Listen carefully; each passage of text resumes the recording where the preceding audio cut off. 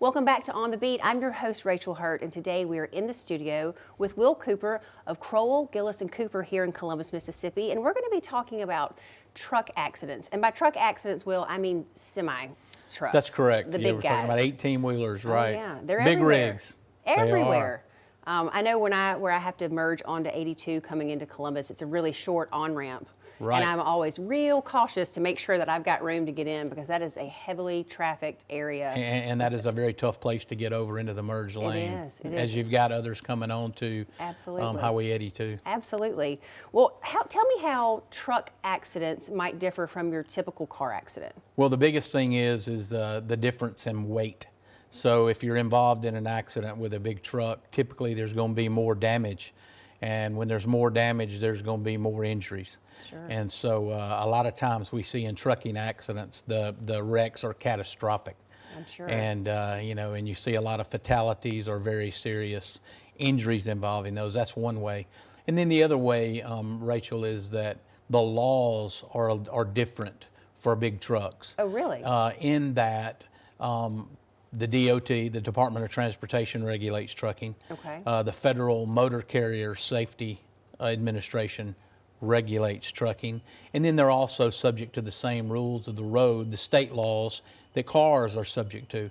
So the laws are different when dealing with big rigs, and therefore if you're involved in an accident that then turns into a case, the laws are different. So are there different steps that need to be taken because the laws are different? There are. And the biggest thing is when you're involved in an accident with an 18-wheeler, one of the biggest things you need to do, probably the first thing, is you have to have an accident reconstructionist a lot of times to come in and determine exactly what happens. How do you go about that? And so it all involves getting an attorney. And, it's all about preservation of evidence. Sure. And so if you keep in mind that these trucking companies are big companies typically. Sure. And that's exactly what they're going to do. They're going to get out there. They have safety directors. Mm-hmm. They're going to get out there quickly after an accident to try to figure out what happened.